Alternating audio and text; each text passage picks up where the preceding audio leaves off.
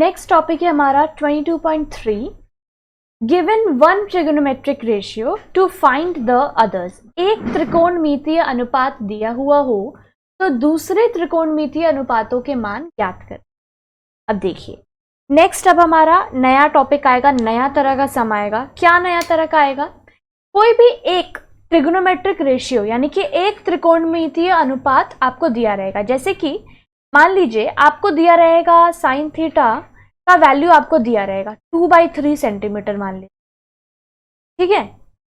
और आपको कहा जाएगा टैन थीटा का वैल्यू निकालना या कोई भी कोसेक थीटा का वैल्यू निकालना, ठीक है, या किसी भी अदर ट्रिगोनोमेट्रिक रेशियो का वैल्यू आपसे पूछा जाएगा और आपको दिया रहेगा एक ट्रिगोनोमेट्रिक रेशियो, कोई भी हो सकता है। यहाँ साइन थीटा, मैं जस्ट आपको एक एग्जांपल ले रही हूँ यहाँ पे, ठीक है, कि मान लीजिए sine theta equal to 2/3 centimetre दिया हुआ है और आपसे अदर ट्रिगोनोमेट्रिक रेशियोज जो है वो पूछा गया है, ठीक है।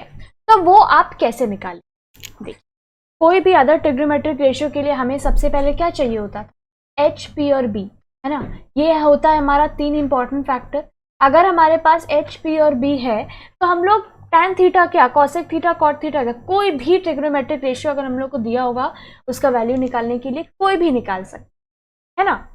लेकिन अभी तक क्या कर रहा था? हमें ट्रायंगल दे रहा था, हमें एग्जैक्ट बता दे रहा था कि इसका लेंथ क्या है, इसका लेंथ क्या है ना। एक ट्रायंगल बना रहा था और सबका लेंथ हमें बता दिया जा रहा था। या फिर आगे बढ़े तो हम लोग 2 का लेंथ बताया गया और तीसरे का हम फिर वही h² equal to p² plus b² करके फाइंड आउट कर रहे थे।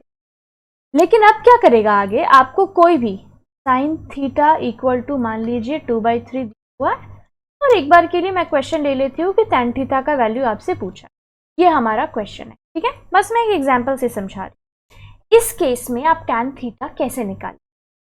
अब देखिए हमें क्या पता है, साइन थीटा इक्वल टू क्या होता है? p/h होता है, जो कि क्या है यहाँ पर 2/3। और हमें क्या निकालने को दिया गया है? हमें टैन थीटा निकालने को कहा गया है, जो हमें पता है p/b होता है, ठीक है। तो p और b हमारे पास ये कहां से? अब देखिए ये जो हमें गिवन है कि साइन थीटा इक्वल टू 2/3, ये हमें पता है इक्वल टू p/h का।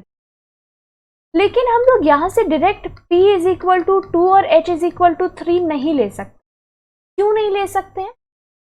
ये हमें हमेशा एक k या फिर, अच्छा ये मैं बाद में बता, मान लीजिए 2 p इज इक्वल टू 2 और h इक्वल टू 3 हम लोग नहीं ले सकते।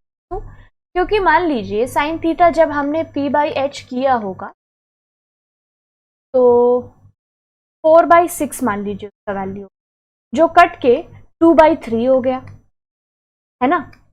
तो यहां से तो इसका मतलब है कि p का वैल्यू 4 था और h का वैल्यू 6 था, हो सकता है।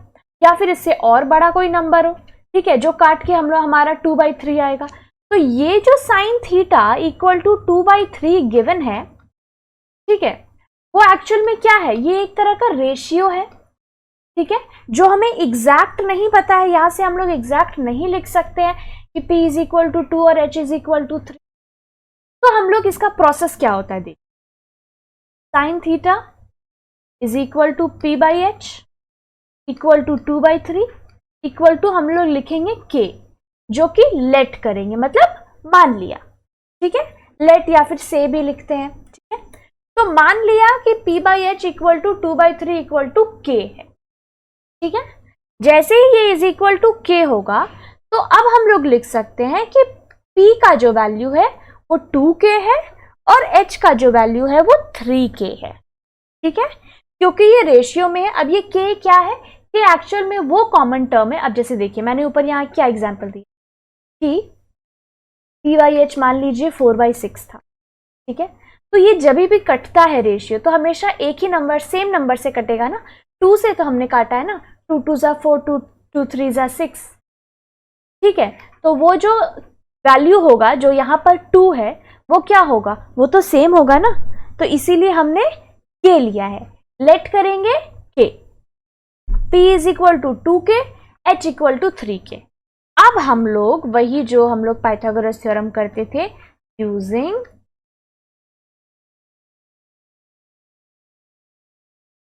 Pythagoras theorem. अब हम लोग फॉर्मूला में जैसे सॉल्व करते थे वैसे सॉल्व करेंगे। कैसे? देख, H square is equal to P square plus B. ठीक है, अब h की जगह वैल्यू पुट कर देंगे, क्या है 3k। ठीक है, p की जगह वैल्यू पुट करेंगे, क्या है 2k प्लस बी स्क्वायर। अब आप बोलोगे मैम k तो यहाँ पर कुछ नया आ गया, हम लोग कैसे b की वैल्यू निकालेंगे? सिंपल है, k कट जाएगा। आप करके तो देखिए, 3 का स्क्वायर करेंगे 9, k का स्क्वायर करेंगे 9, यहाँ पे हो जाएगा 4k स्क्वायर और ये हो गया b स्क्वायर। अब 9k square minus 4k square equal to B square, तो ये हो गया हमारा 5k equal to B square. अब देखिए, ये जो मैंने यहाँ पर साइन थीटा का वैल्यू लिया था 2/3, ये तो मैंने अपने मन से लिया है। ठीक है, इसीलिए यहाँ पर ये जो हमारा वैल्यू आया है ना 5, वो कोई क्या कहते हैं, कोई भी ऐसा नंबर नहीं आया जिसका स्क्वायर रूट हो, ये हो जाएगा हमारा √5। कोई बात नहीं है, B square is equal to ये है तो 5k स्क्वायर, तो बी इक्वल टू क्या हो जाएगा √5, और k स्क्वायर जब निकलेगा तो ये हो जाएगा √5k। ठीक है, अब देखिए, अब हमारे पास b का भी वैल्यू आ गया, तो अब हम लोग लिख सकते हैं कि p इज इक्वल टू क्या था, p इक्वल टू 2k था ना, तो p is equal to 2k, h is equal to 3k और b इज इक्वल टू है √5k।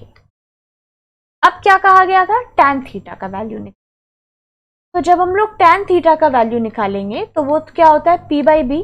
p क्या है, p की जगह लिखेंगे 2k, b की जगह क्या लिखेंगे √5, k क्या हो गया, कैंसिल आउट हो गया, बचा क्या 5। अब ये लग रहा है आपको जाना पहचाना, इसी तरह का शायद हम लोग वैल्यू अभी तक निकाल रहे हैं सारे ही ट्रिग्नोमेट्रिक रेशियोज।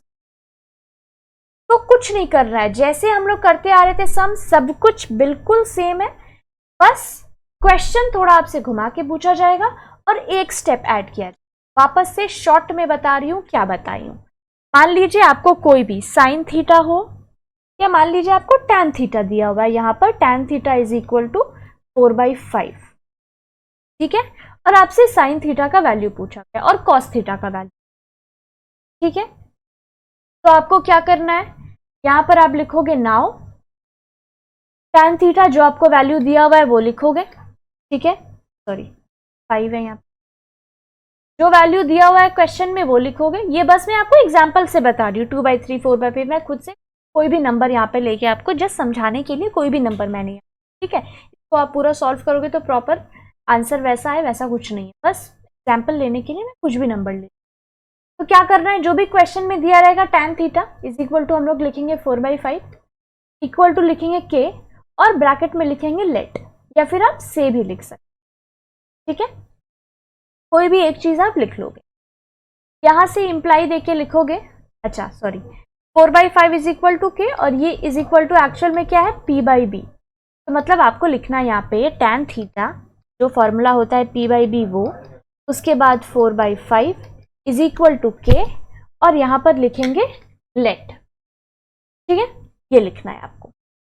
जैसे ही tan थीटा इक्वल टू ये लिखा, ये इंप्लाई करेगा p is equal to 4k, है ना, p की जगह 4 है ना, p is equal to 4k, p is equal to 5k और h इज इक्वल टू हमें नहीं पता है, तो सिंपल p का वैल्यू आया, b का वैल्यू आया। जैसे हम लोग पाइथागोरस थ्योरम से h square is equal to p square plus b square formula लिख के h का वैल्यू फाइंड आउट करते थे, सब कुछ सेम तरीके से h का वैल्यू निकालेंगे।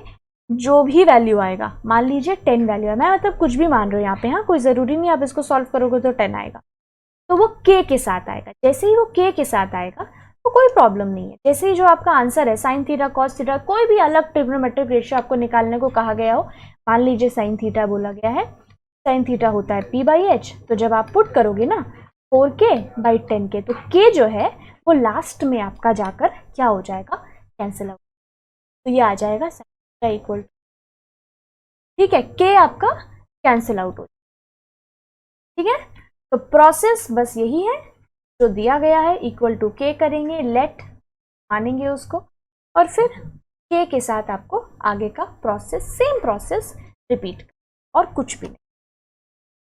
तो चलिए अभी इसके ऊपर हम लोग बहुत सारा सम्स, एक्चुअल सम्स जब करेंगे तो धीरे धीरे और अच्छे से ये क्लियर